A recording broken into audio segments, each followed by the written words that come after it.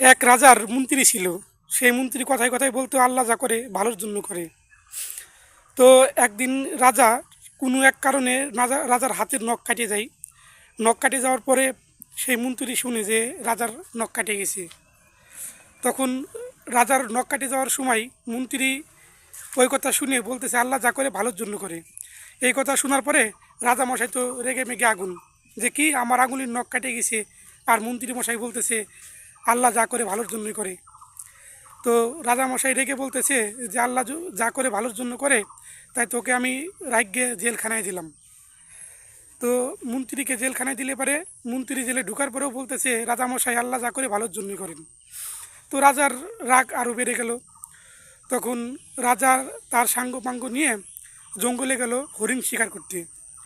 তো হরিণ শিকার করতে করতে করতে করতে এক পর্যায়ে ওই জঙ্গলের যারা আদিবাসী ছিল উড়ালো মানুষ বলি দিতে একটা করে, যাতে দেবতারা ওই আদিবাসীদের সুরক্ষা করে এবং ভালো রাখে। তখন আদিবাসীদের জালে ধরা পড়ে রাজা, আর রাজাকে রেখে রাজার সাঙ্গপাঙ্গরা সবাই চলে আসে রাজদরবারে। তখন রাজাকে বলি দেওয়ার জন্য আদিবাসীরা সবাই রাজাকে নিয়ে গেছে তাদের ডেরাই। যখন রাজাকে বলি দিবে তখন আদিবাসীর যে প্রধান সে দেখে রাজার আঙুলের হাত কাটা। তখন আদিবাসীর ওই লোকজন বলতেছে যে একে বলি দেওয়া যাবে না, এর আঙুল কাটা। আমরা যে মানুষটাকে বলি দিব সে হইতে হবে নিখুঁত, আর নিখুঁত মানুষকে বলি দিলেই আমাদের দেবতা আমাদের সিকিউরিটি দিবে, আমাদের ভালোভাবে দেখাশোনা করবে, নিরাপত্তা দিবে। তো তখন রাজামশাইকে ওই আদিবাসীর লোকজন ছেড়ে দেয়।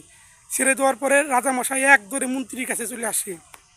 তখন রাজামশাই মন্ত্রীর কাছে এসে বলতেছে আমি নাই বেঁচে গেলাম, কিন্তু তোমার কীভাবে ভালো হইলো? তখন মন্ত্রী রাজামশাইকে বলতেছে রাজামশাই, আমি যদি জেলখানায় না আসতাম তাহলে আমি আপনার সাথে থাকতাম। আমি তো আপনাকে ফেলে রেখে চলে আসতে পারতাম না, আমি আপনার সাথে ধরা পড়তাম আদিবাসীর হাতে।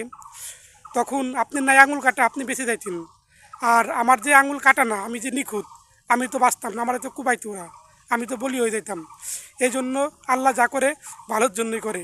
আসলেই গল্পটা গল্প হলেও এই কথাগুলো কিন্তু সত্যি। আল্লাহ যা করেন ভালোর জন্যই করেন।